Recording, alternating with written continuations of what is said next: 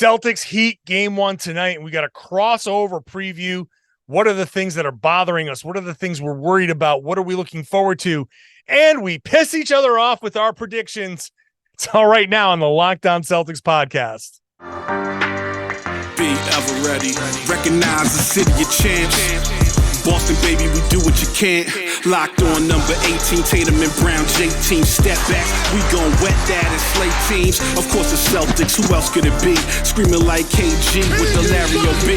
Karalis above average, assessing the team status. Best daily pod, no cap, salary matching. Clutch like Bird the DJ, keep John on replay. Prime time, dapping up the truth on the sideline. Raining J's, how it started, raising banners, how we finished. Locked on Celtics pod, home of the winners. B. Hey there, welcome back to the Locked On Celtics podcast right here on the Locked On Podcast Network, where it's your team every day, and I'm here for you, subscribers, every day with a free, fresh podcast drop directly to your device. So make sure you're subscribed. Open up your favorite podcasting app, hit that subscribe button, get the show right to your device. Watch the show on YouTube, hop into the comment section there. Tell me what you think about the show, the team, whatever. I'm John Karalis. I used to play ball. Now I'm covering the Celtics for Boston Sports Journal. And in this episode, it's a crossover with the Locked On Heat podcast. And let's just say we have some disagreements on how we think the series is going to go and how it can go. I say this with all the respect in the world for the Miami Heat. I think the Heat, there's a chance they can win this series. There's obviously a chance they can win this series. I think the Heat have a better chance of winning this series than Atlanta or Philly. And they just went to 7 with Philly. So I do respect the Heat. However, I think the Celtics are a much better team that should do this pretty quickly. So let's just get right to it. Here's the crossover preview with Dave Ramil, Wes Goldberg of Locked On Heat. We're going to break down this matchup from both angles, but let's start with the key storylines that are going to determine this series. John, we're going to start with you. What's the biggest thing the Celtics are talking or thinking about going into game 1 and this series as a whole? I think the number one thing is carrying over that level of play from the end of game 6 and game 7 against Philadelphia. I think it's no secret that the Celtics have been up and down when it comes to effort and execution. I think the effort has largely been there, minus, a couple of spots. I think the execution has been lackluster from time to time. And they definitely have had already at least 2 games in these playoffs that you can look at and say, you blew it, right? They blew a game against the Hawks. They blew game 1 easily against the Sixers. And so it's about coming out in game 1 with the same level of intensity that they had in a desperation game 7 to, because you can't slack against the Heat. This is the one thing that we know. We're going to disagree a lot over the next 30 minutes. No, there's one thing we can all agree on. The Heat will make you pay if you slack, if you think you've got it at any point. So the number one thing from the Boston side is go out there, give that effort from the beginning. Helping off of James Harden is sort of like the number one thing I think about in terms of the Celtics and the late game execution in that semifinal round against the Sixers. Is that something that you think the Celtics learn from, or you see something like that this deep into the playoffs, that high stakes of a game, that close of a game, and it worries you? Like, where are you on that side of it? I mean, it still worries me a little bit. And Joe Mazzulla at practice on Tuesday was saying we think we've learned a lot from that. And the hope is that you do whenever you make a mistake that big, up to helping off of James Harden in the corner, kind of like you better learn from that. Yeah. But there are those lapses. I think the biggest issue the Celtics have, and it's always been well-meaning, it's always come from the right place, but it's the wrong idea. It's, I'm going to try to make a play. I got to make a play. And that attitude of I got to make a play is what burns the Celtics, because that's when they get too deep. I expect the Heat to lure Tatum and Brown too deep into the paint and take away their outlets and force turnovers, just like they did last year and just like the Warriors did last year. That's what they're good at.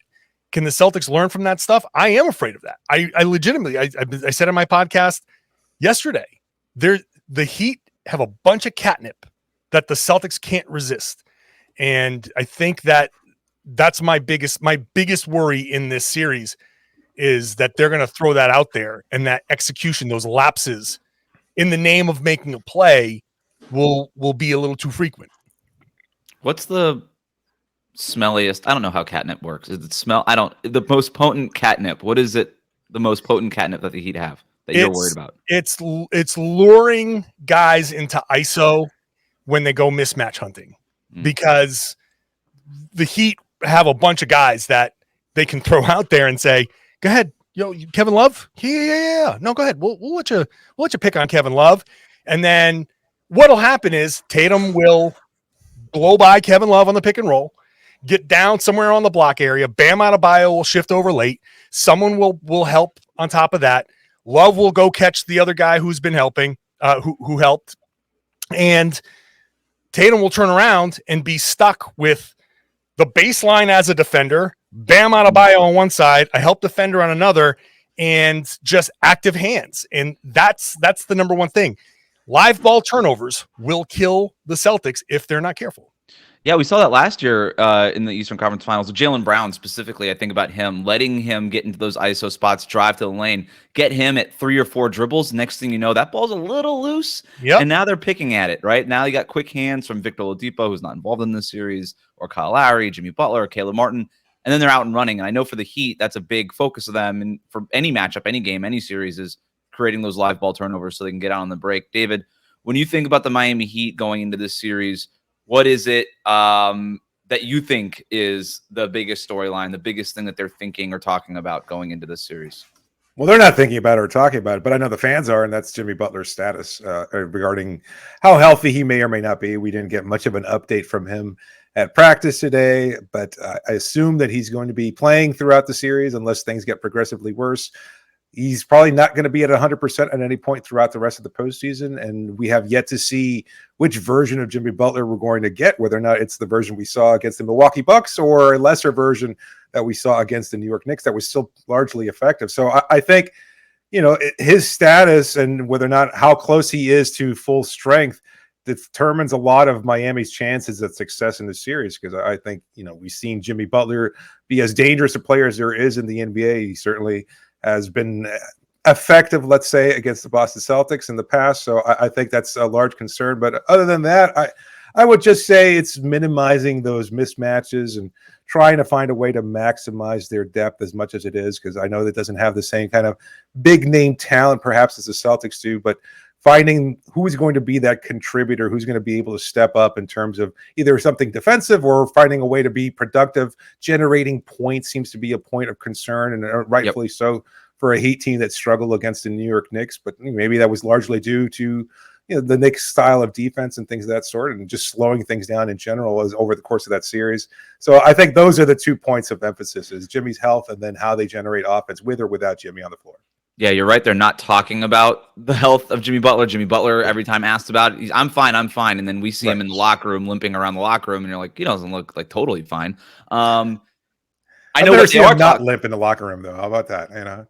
I know what they are talking about is how are they going to score against Boston's defense, ball movement, and 3-point shooting, making those threes. I know we're going to talk about specifics of when the Heat are on offense, but I just know that that's a key storyline going into this game. Is that 3-point shooting going to be like it was against Milwaukee or something closer to that, where they made 45% of their threes? Or is it going to be like that Knicks series where everybody kind of went back into a regular season style rut and they shot 30% from 3-point range? They all know to a man, and they're saying it out loud, we got to make more threes in this series. They know. There's no way for them to win if they're going to shoot 30% in this series. Quickly, I want to just touch on this because I think another storyline for both sides is who's going to start. We saw the Celtics go with the double big lineup at the end of that Sixers series, John. Are they going to stick with that, or are they going to go back to the 3-guard lineup? No, they're sticking. Said they would. Yeah. Mazzillo said earlier today. He said they're going to do it, and that's the smart way to go about it. Having Robert Williams out there as a starter, I'm sure you guys have seen the quotes from the Celtics after that change in Game 6 against Philly, but it's how comfortable they were. Yeah, being there listening to the guys talk about it takes the quotes to another level. They love playing with Robert Williams, and the comfort level on the perimeter is just significantly higher. And look, we're talking about moving Derek White, an all defensive team player, to the bench, but it's because they know they can press up on these perimeter guys. You're going to put a lot of pressure on Gabe Vincent, Max Strus, Jimmy Butler. You're going to get up into his airspace. And you know that if he blows by you, and we know because in the rules of today's NBA, they're going to be blow-bys on the perimeter. Having Rob back there as a deterrent, just to say, Robert Williams is there. Mm-hmm. We see it time and time again. Guys get into the paint. He's there. And you say, you know what? Nope, I'm going to kick this out. My rim read is drive and kick. And that just allows that little extra beat, that little extra chance to recover. And the guys just feel more comfortable defending with him back there, knowing that he can help them out. So, and then offensively, just that lob threat. I think we saw one of the things we saw in game 7 early on before Tatum went off from the 3 is that when Tatum started attacking Joel Embiid and Joel stepped up to Tatum, Rob was there for a couple of lobs, and that just changed the entire dynamic of things. So he is Boston's ultimate security blanket. Well, who are the Heat going to start now that we know what the Celtics starting lineup is? How long do both teams stick with these starting lineups? We're going to talk about that next. But first, today's episode, crossover episode of Locked On Heat and Locked On Celtics, is brought to you by our friends over at Birddogs. I look better and I feel great wearing Birddogs. Their stretchy fabric makes my legs look great, and they're comfier than my other shorts and pants. They give me the freedom to wear one pair of shorts on the golf course, to a meeting, at the pool, on a date, or hanging out with friends. I can tell you I was wearing them this past weekend out by the pool, seeing some sunshine. John, sunshine. Sun is like that thing in the sky. You guys we have that now. We have that now. Yeah. Oh, yeah, that's right. It's May. You guys are just... It's just shown up. Just got here. Yeah. So get yourself a pair of Birddogs. Thighs out, get a nice little tan there. I jump in the pool, I do my thing, cool off, jump back out. They dry because of the fabric, and I don't even have to change my shorts for the rest of the day. So go to birddogs.com/LockedOnNBA, and when you enter the promo code LockedOnNBA, they're going to throw in a free custom Birddogs Yeti-style tumbler with every order. That's Birddogs, proud partner of Locked On Podcast Network. Thanks for making the Locked On Podcast Network your first listen every day. Both Locked On Heat, Locked On Celtics will be back after Game 1 with a recap of the game, so make sure you are subscribed.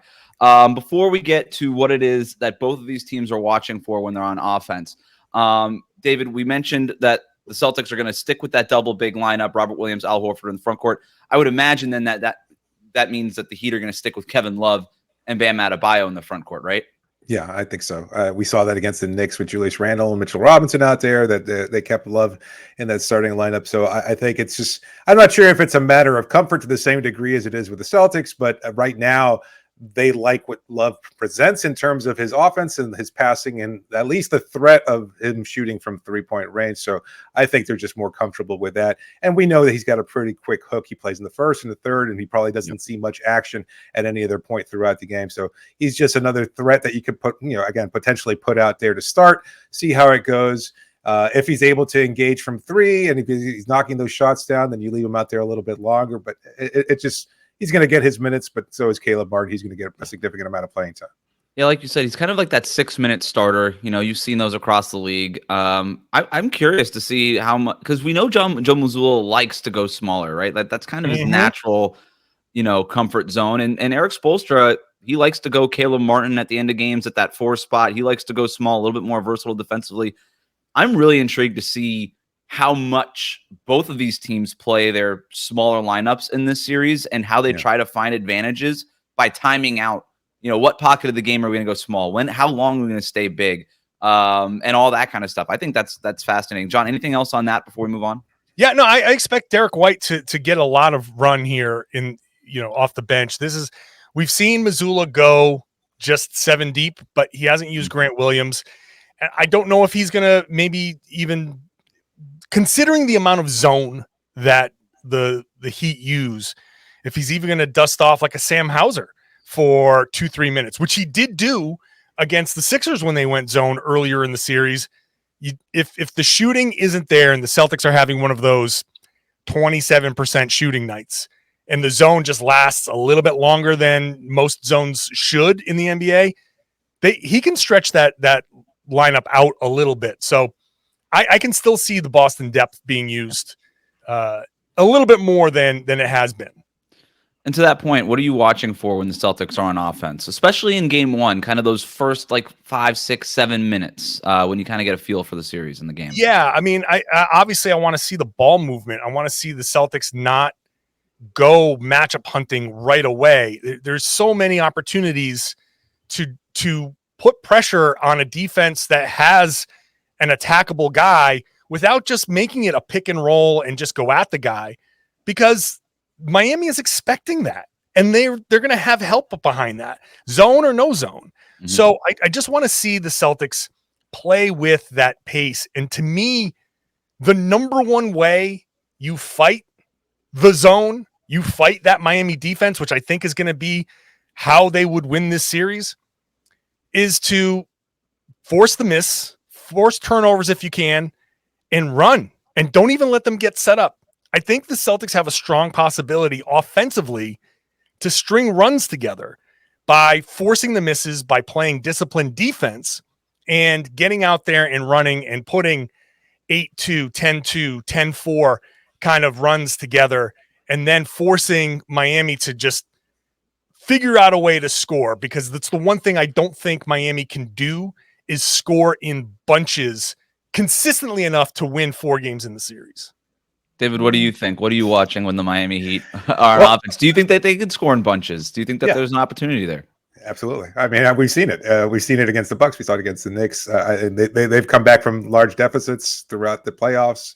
I think it's just been a factor in kind of, who this team is that you never count them out, because I don't know if it's just the inspiration. Look, John, I mean, just for your Celtics fans, we know that this was a bad team. We've been very consistent in criticizing this group during the regular season, but what we've seen over the past 11 games of the postseason, you can go back to the last quarter of the play-in game against the Chicago Bulls. This is a completely different group here. I don't know if it's just a matter of Jimmy Butler suddenly caring and understanding that what was at stake here.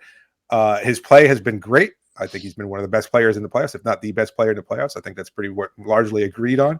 So I think they can generate those points. They will be able to. So to echo what you said, I think ball movement for this Miami group is certainly going to be a factor. It was against the Knicks when you have a rim protector like Rob Williams. There was a lot of driving and attacking, passing around the rims for creating second chance opportunities there around the basket. I think that's going to be another factor here. In that respect, Kevin Love was a really big help because he was such a good rebounder, boxing out guys like Robinson and Randall and others. So I think he's going to be a factor, but he's also going to be out on the perimeter knocking down those threes, and that's going to be a huge factor. It's going to be, we know what Jimmy and Bam can do, but it's guys like Vincent, Strus, and Love, and when and how frequently and consistently they'll be able to contribute, particularly from three-point range, that I think is going to be a huge factor. But Wes, I was curious because John's talking a lot about the zone. We didn't see it much against the Knicks except for that game 2 that Jimmy missed. Do you think that they'll go more heavily into zone defense in that? Because I'm not sure if that's advisable against the Celtics. I think we see a lot more zone when they actually take Tatum or Brown off the floor, and maybe it's only one of them as opposed to 2 of them. To kind of try to force those Boston role players to beat them and make shots, especially if somebody like Hauser is out there, right? I think you see that maybe when Al Horford is out there as opposed to Robert Williams as the lone big. Maybe you see it a little bit more, again, force Al Horford to make those shots from the perimeter. But they tend to sprinkle it in. We're not going to see a lot of zone like we saw earlier in the season. If they're healthy, the Heat prefer to just switch, play man-to-man, do their other schemes on defense, but we're going to see it. Like, we're definitely going to see it a little bit as more of, I think, a change of pace thing. In terms of whether or not the Heat could score in bunches in this series, they'll have opportunities to score. I do question whether or not they're going to make shots. Like I said, if they're shooting like they shot against the Knicks, they're not going to score in bunches.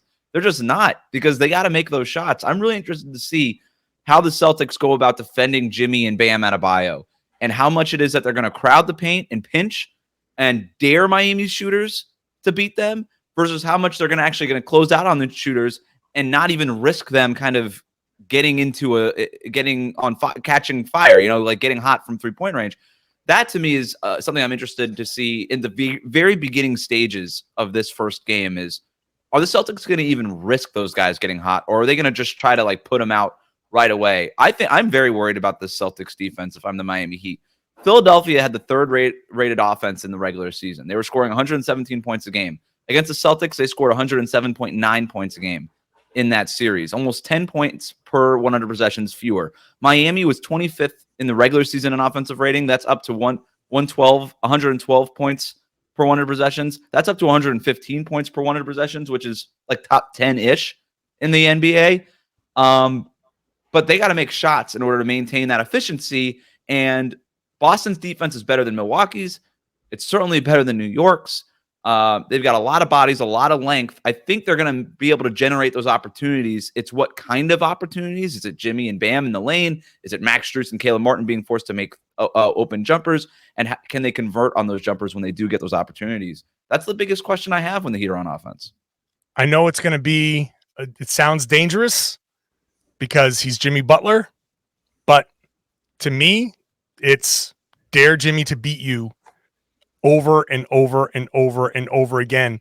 And look, I come at this with the ultimate respect for Jimmy Butler, and the ultimate respect, as much as people might hate me on your side of the podcast. I'm coming out of a series where I did not respect the Sixers at all. I have zero respect for the Sixers as a franchise. I have something both fan bases can agree on. Yeah, I have the ultimate respect for Miami for getting here. The way you got here, it's just amazing.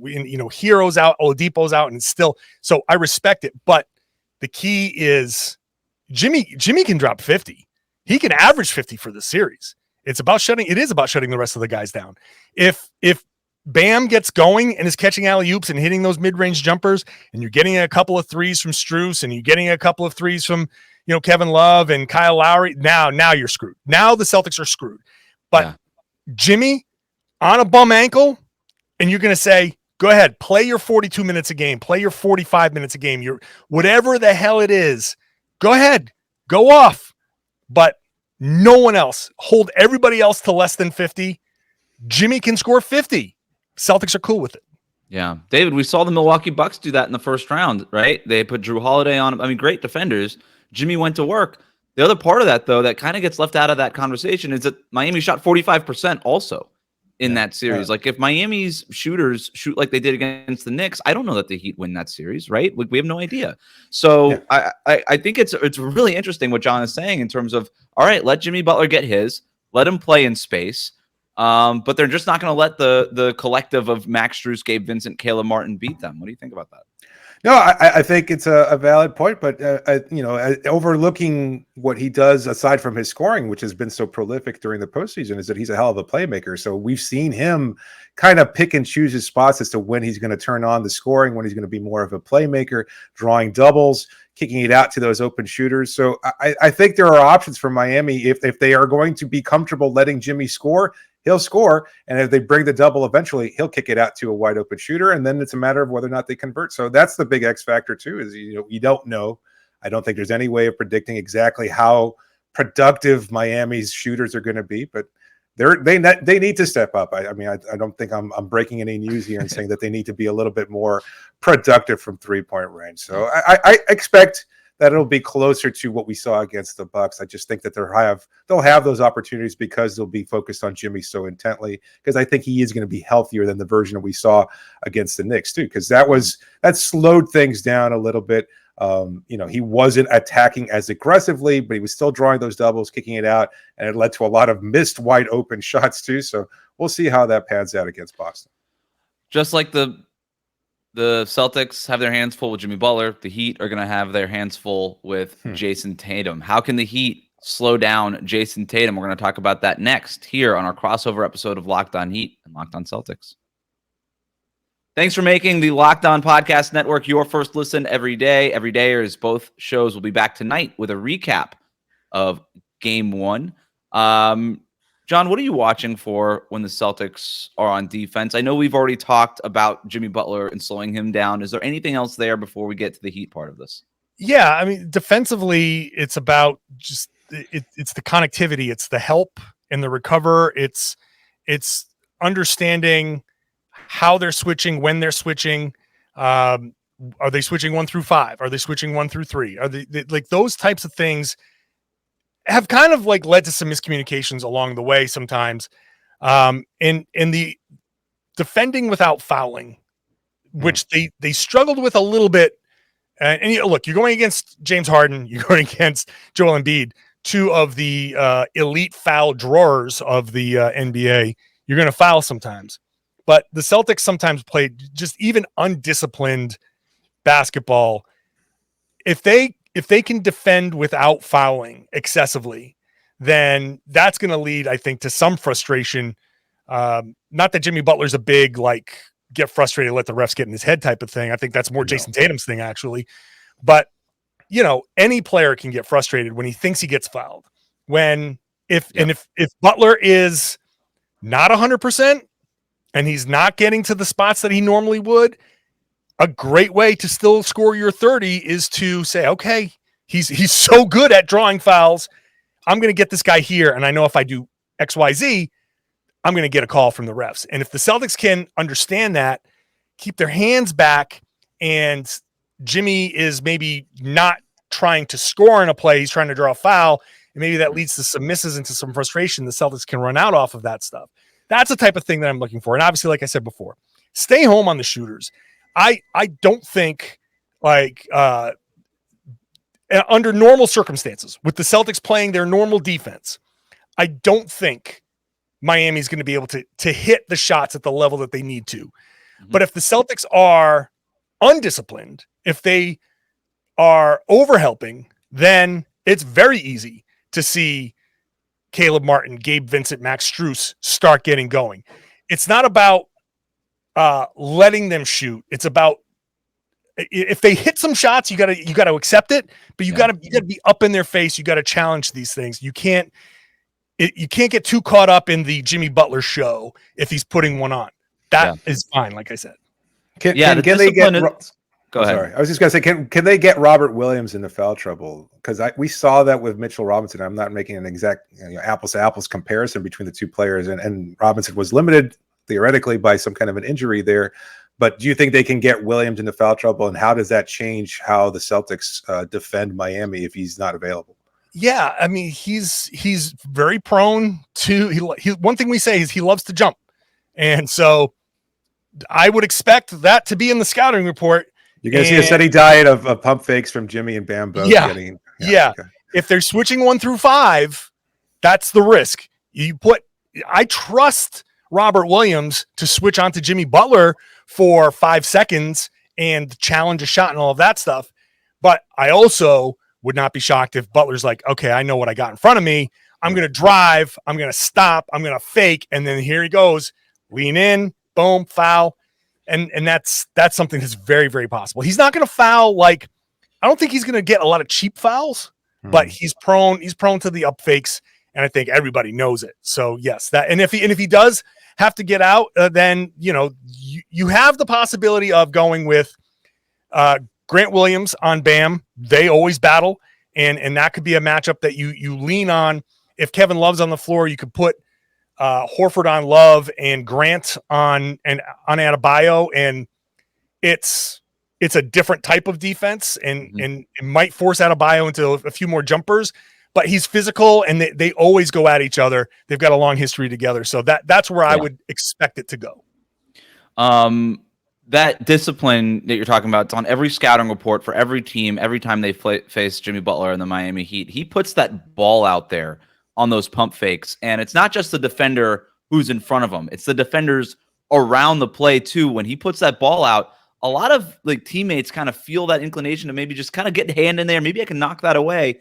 Yeah. And Jimmy is so strong with those hands that like, you just don't, like, he just doesn't, that ball just does not get knocked away. And if you've got some help defenders coming in to try to get a cheap one, right? Then all of a sudden, like, Jimmy's really good at just being, okay, cool, that guy's helping off. Let me whip it to Caleb Martin in the corner. Boom, open 3. So I'm like, that is a huge thing when no matter who you are playing the Miami Heat. In terms of, and that it's a great point, because if Jimmy is limited, he is going to try to get to the foul line. That's what he does. We've seen it over and over and over again. And that discipline is going to be key for the Celtics in this series. But in terms of when Miami is on defense, I'm looking at the same exact thing on the other side. How are you going to defend Jayson Tatum? Tatum, when you talk about scoring in bunches, he could do it by himself, man. Like that guy will just shoot 4 times in a row, make 4 straight shots, and next thing you know, it's like a 12-0 run, and what was a tight game is now a blowout, right? Like Tatum is that kind of guy on offense. And I don't know that the Heat have a great option to guard him if they're going to go with this double big lineup with Bam Adebayo and Kevin Love. David, you and I talked about this a couple episodes ago, and you brought up maybe having Bam guard Jayson Tatum, and I think it was a really good call by you. This is kind of what I'm looking at, maybe being the matchups. You got Gabe on Marcus Smart. That makes sense. Jimmy Butler on Jaylen Brown. That's typically who he'll pick up to begin games. Kevin Love on Robert Williams. Max Strus on Al Horford, which the Heat have done in the past. They're kind of good with that. We saw them do this in the conference finals last year. We saw Strus on Brook Lopez in the first round. They're pretty much good with that. And then Bam on Jayson Tatum. And Bam at practice on Monday said, hey, if you need me to guard Tatum, I'll do it. What do you think about that in terms of a strategy, at least to start games on Tatum? I think it makes a lot of sense. I mean, you're trying to keep Bam from getting into foul trouble, similar to what we were just talking about Williams, because that's a huge concern. Without him, then Miami's chances are well close to zero then. But I think he has the speed. I saw a lot of Celtics fans when I made that comment a couple of days ago, or was it yesterday? They were still they thought Bam couldn't handle that matchup. It's not to say he's going to have 100% success, because Tatum is a pretty solid scorer, but I think he's more than capable of handling that switch. He can guard point guards. He can guard shooters like Steph Curry. We've seen him do that. He can guard, versatile wings like LeBron, Tatum, and others. So I don't think there's any concern. If he has any kind of defensive problems whatsoever, it's usually with much bigger centers like a Jokic or an Embiid. But even that, I think he can really challenge and get into Embiid a little bit physically, just try and keep him from getting too comfortable. So I like the defensive matchup if Bam is on to Tatum. And my thought process there is also that if Tatum sees that and he feels like it's time for me to take over, I want to engage Bam, I want to attack him, then he's going to be so single-minded in that pursuit of the bucket that he looks off the teammates, he looks off the guys that might be open, and you can get help from Strus, who's he'll help off of Horford, whoever's out there sharing the floor at the time. I think you can wind up doubling, forcing the turnover, and that leads to igniting some offense on fast break opportunities for Miami. So I think that's a balance. And to John's point earlier, like does Tatum look at Bam and say, you know what, I actually don't want any part of this. Let me start hunting for the switch, try to get Strus dragged into the action with a screen with Horford. Like that's the obvious thing. John, what do you think about the idea of Bam guarding Tatum? I think it makes some sense. I kind of almost expect a box and one with Bam on Tatum sometimes, just to still protect the rim. Because Tatum can get by Bam. Well, Bam can certainly stay in front of Tatum a lot. But I would say that Tatum is a really good playmaker himself, and if you're gonna bring Bam and Tatum can get by him, then you're gonna have to start sending the help, and then that's where things are gonna break down for Miami.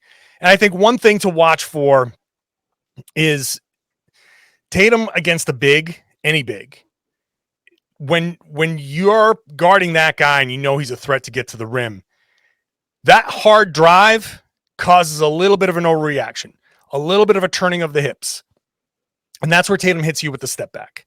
And I wouldn't be surprised if Tatum drives a couple of times, drives and kicks, just lets Bam know, I can get by you, and really makes a concerted effort to say, I can get by you. Even if he doesn't score, then next thing you know, step back three, sidestep three. And it just to get him off balance. So yeah, the length, the strength is something that can bother Tatum. But it's also something that Tatum has learned how to use that against a big who's defending him. That if Tatum's got that shot working, if he hits that first step back three, you are in trouble, because if he's feeling it, he's still a confidence player. If he's feeling it early, you could get a 50 piece on you real fast. Yeah, I know we're talking about all these kinds of different matchups. And by the way, we don't know that Bam is going to start on Jayson Tatum. It was just sort of something floating out there, because the other option is they could put Gabe Vincent on Jayson Tatum to start the games. They could switch up the matchups and say, you know what, Jimmy, it's on you to start these games. We'll try to get you a breather maybe later on when we get to some different alignments.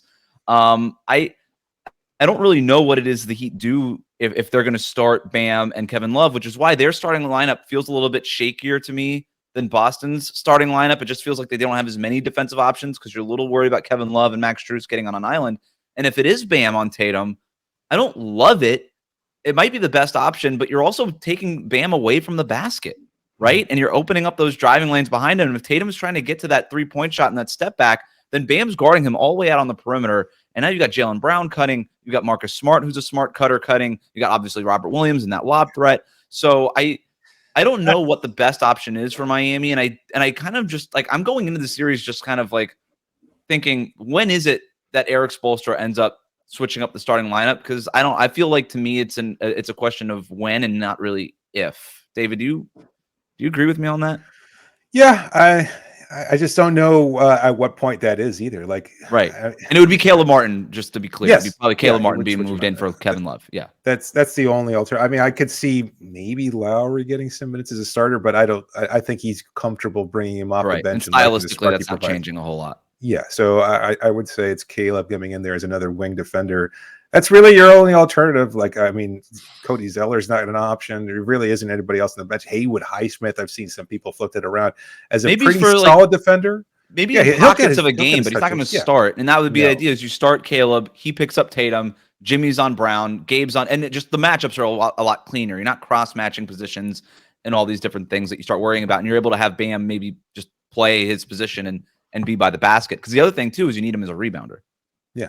No doubt. That's why Love's rebounding and 3-point shooting are huge factors. And that might be a lot to ask, but I mean, this is why they brought him here. You know, as old as he is, I think he can still provide some kind of contribution, and they're expecting a pretty big one from him. I still think that I know everybody wants to take the ball out of Tatum's hands.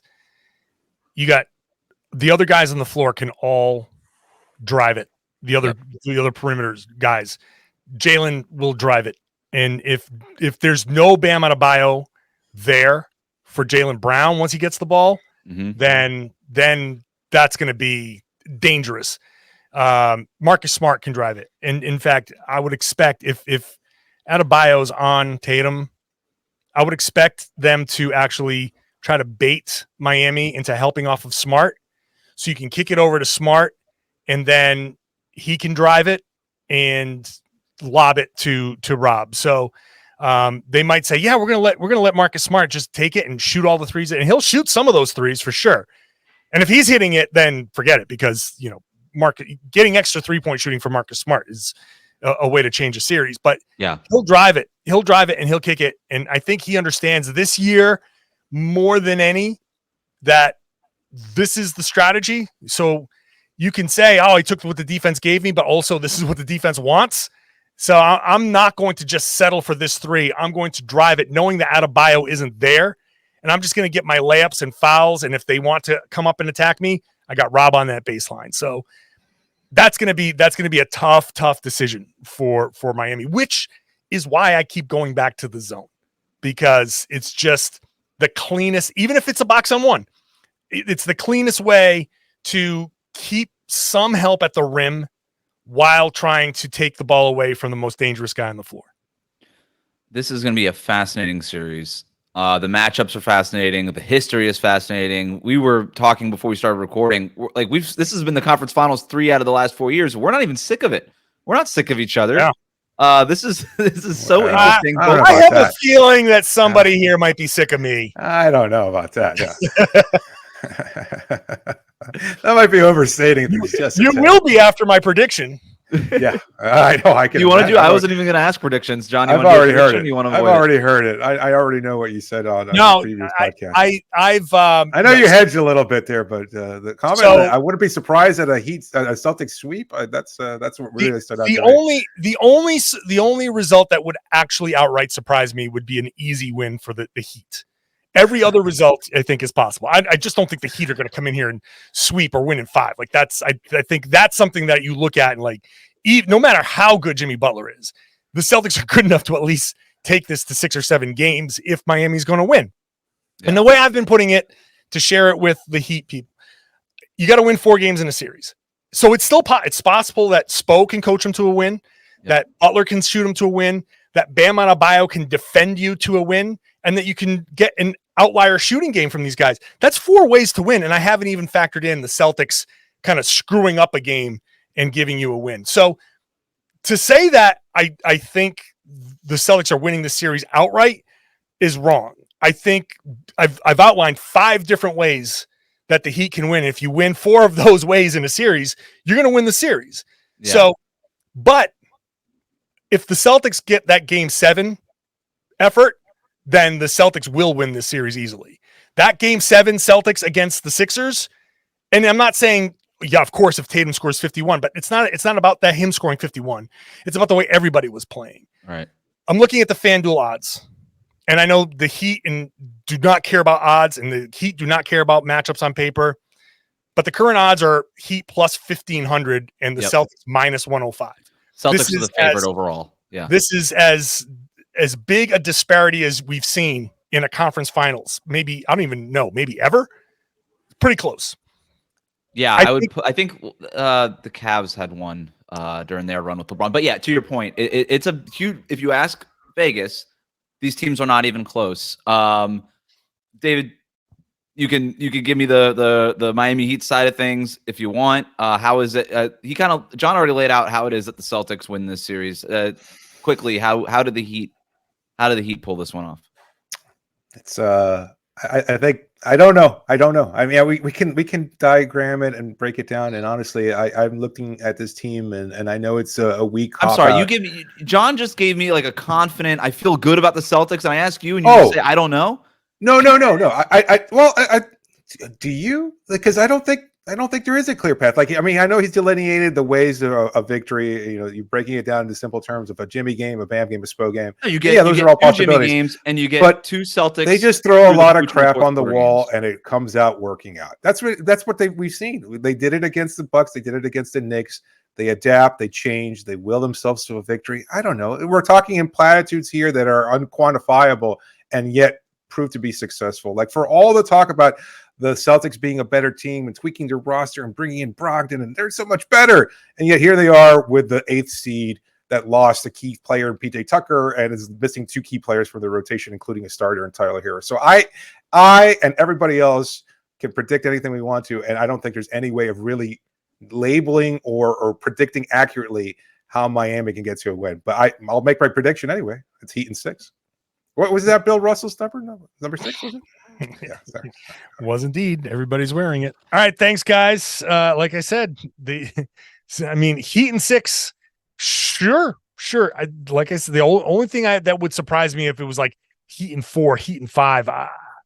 I don't think the Heat are going to win this series in 6. I think if they do it, it's going to have to be a 7-game series, unless something out of the ordinary happens. I'm sorry. I understand the Celtics are very capable of blowing a game, and Jimmy Butler's capable of winning a game, and Spoelstra's capable of winning a game. I don't think you're going to get 4 of those things that I mentioned in the series. I just think Boston is too good. They have too many weapons. So we'll see who's right. Once again, I piss off another fan base. People in Miami, I got to wear a disguise when I go to Miami for games 3 and 4. I might get egged on the side of the road. Thank you all for listening. Thank you all for subscribing. If you're a new listener, you want to subscribe, please do so on your favorite podcasting app. Make sure to check out the game on Sirius XM on the SXM app. You can get the home radio call from Sean Grandy, Cedric Maxwell. If something on the TV is not agreeing with you, pop on that SXM app and listen to the home radio call. And I would love it if you shared the podcast, subscribe, tell your family, tell everybody they should be listening to and watching the Locked On Celtics podcast right here on the Locked On Podcast Network, your team every day.